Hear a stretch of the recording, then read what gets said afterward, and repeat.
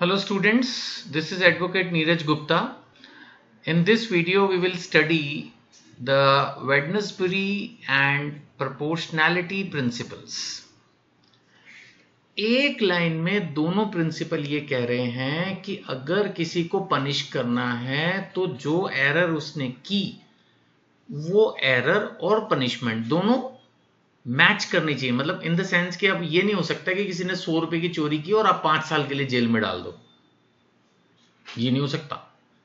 चोरी की सजा मिलनी चाहिए। या मान लेते कोई एक स्टेट ट्रांसपोर्ट की बस में चढ़ गया जिसकी 20 रुपए की टिकट थी, वो उसने टिकट नहीं ली। अब टिकट नहीं ली तो आप उस पर 100, 200, 500 का फाइन लगा लोगे। जेल डालना है तो चलो, पहली बात तो जेल क्या ही डालोगे इतनी सी बात पे, मान लेते चलो तो 1 महीने के लिए डाल दोगे, सांकेतिक ही होगा ना कुछ। अगर छोटी सी कोई प्रॉब्लम है आप ये नहीं कर सकते। इसी तरह से उल्टा भी नहीं हो सकता देखा जाए तो। अब मान लेते हैं किसी ने मर्डर कर दिया, रेप कर दिया, अब आप उसको कहो जी 3 महीने की जेल होगी, ये कोई बात हुई? यानी कि कहीं ना कहीं सिद्धांत ये भी कहते हैं कि जो अपराध हुआ है उसकी सजा उसके हिसाब से होनी चाहिए। दोनों प्रिंसिपल का निचोड़ यही है। फिर भी दोनों थोड़े अलग अलग तो हैं एग्जामिनेशन पॉइंट ऑफ व्यू से भी एंड अदरवाइज भी, इसको पढ़ लेते हैं।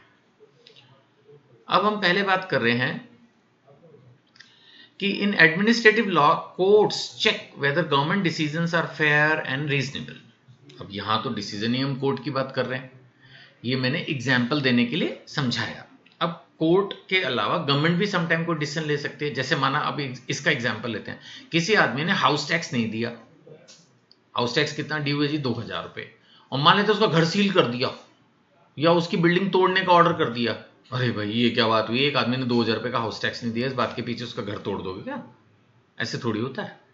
तो कहीं पर भी प्रोपोर्शनैलिटी प्रिंसिपल बेसिकली यही कह रहा है, वेडनेसबरी प्रिंसिपल बेसिकली ये कहेगा कि भाई जो भी कुछ करो उसका रिलेशनशिप तो हो, नहीं तो फिर न्यायालय अगर इस तरह की कोई चीज आएगी तो उसको खत्म कर सकती है। अब पहले हम थोड़ा सा वेडनेसबरी प्रिंसिपल को पढ़ते हैं। ये क्या कहता है? ये कहता है, जो कि निकल के आया from the case of associated provincial pictures houses limited versus Wednesbury conspiration. Actually इस पर्टिकुलर केस में ये निकल के आया, इसलिए इसका नाम ये पड़ गया। तो अगर आपको ये आगे का नाम याद रहे तो बहुत अच्छा है, नहीं तो एटलीस्ट इतना तो ले ही सकते हो कि वेडनेसबरी प्रिंसिपल वेडनेसबरी कॉर्पोरेशन केस से निकल के आया है।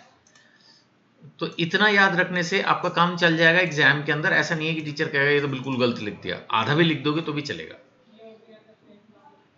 अब ये कह रहा है, it means a decision is wrong only when it is so unreasonable. Unreasonable decision है। जैसे मैंने कहा ना, एक आदमी ने हाउस टैक्स नहीं दिया, आपने उसका घर सील कर दिया, that no sensible person would make it. कोई भी समझदार आदमी उस डिसीजन को नहीं लेगा। ऐसा अगर कोई डिसीजन है तो उस डिसीजन को खत्म कर दिया जाएगा। एग्जाम्पल, अब एक आदमी, suppose a school refuses admission to a student just because the student wears blue shoes. मान लेते ब्लैक शूज पहन के आने थे और उसने ब्लू शूज पहन लिए। सजा तो मिलनी चाहिए, गलत है, यूनिफॉर्म पहननी चाहिए। सजा कितनी होगी? 50-100 रुपए का फाइन होगा, 1-2 दिन के लिए रेस्टिगेट कर दोगे, मे बी पेरेंट्स को बुलाकर थोड़ा सा उनसे बात कर लोगे। ये थोड़ी कि आप एक बच्चे का एडमिशन ही रिफ्यूज कर दोगे या स्कूल से निकाल दोगे। सो इस तरह का अगर कोई है जो कि इलॉजिकल डिसीजन है किसी भी अथॉरिटी का, और उसको अगर कोर्ट में चैलेंज किया जाए तो फिर उसको तो फिर कैंसिल करना ही पड़ेगा। की पॉइंट क्या है? Courts do not replace the decision, they only check if the decision is extremely unreasonable.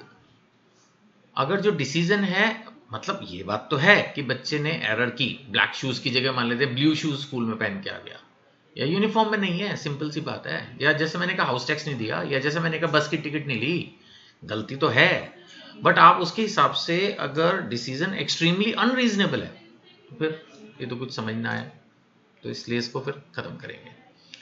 अब वही बात घूम फिर के कहीं कहीं प्रोपोर्शनैलिटी प्रिंसिपल में भी है। इसमें भी ये कह रहा है कि जो action taken by the authority है should not be too harsh. कहीं ना कहीं दोनों सेम बात ही कर रहे हैं। The punishment must match the problem. जो सजा दी गई वो उसके हिसाब से ही होनी चाहिए। तो ना तो डिसीजन इलॉजिकल होना चाहिए और ना सजा डिसप्रोपोर्शनेट होनी चाहिए, एक्स्ट्रा ऑर्डिनरी होनी चाहिए, राइट?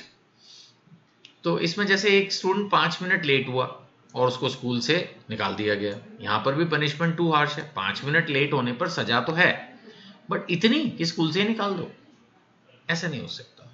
सो ये डिसप्रपोर्शनेट हो गया। तो that is what is the point is. अब इसका जैसे एक केस लॉ निकल के आया, Om Kumar versus union of India, ये इंडियन केस है। इसमें सुप्रीम कोर्ट ने कहा proportionality is used when fundamental rights are involved. अब एक आदमी को बोलने नहीं दिया, freedom of speech, freedom of religion, freedom of education, freedom of life, है ना सब। अब मान लो किसी को बोलने नहीं दिया और उसके पास कुछ खास बोलने के लिए भी नहीं था, या 15 मिनट उसको बोलने नहीं दिया, फिर कब बोल ले, बस इतनी सी बात पे हाईकोर्ट सुप्रीम कोर्ट, ऐसा थोड़ी होता है। तो कहने का मतलब है कि जब फंडामेंटल राइट्स भी वायलेट होंगे तो वायलेशन देखना पड़ेगा भाई, कौन है, क्या वायलेट हुआ, उससे उसकी फीलिंग्स कितनी हर्ट हुई, अगर कोई फाइनेंशियल लॉस हुआ तो वो कितना हुआ, सारी चीजें देख के प्रोपोर्शनेटली तो डिसीजन लोगे ना। तो ये इस सेंस में सुप्रीम कोर्ट ने कहा कि हम इसका इस्तेमाल करेंगे। सो अगर हम डिफरेंस की बात करें तो वेडनेसबरी प्रिंसिपल क्या है, डिसीजन अनरीजनेबल है, और यहां पर डिसीजन जो है टू हार्श और नॉट बैलेंस है, यानी कि जो सजा बननी चाहिए थी वो बहुत ज्यादा दे दी गई है, प्रोपोर्शन नहीं है, अनुपात सही नहीं है। Conclusion, both principles protect people from unfair decisions.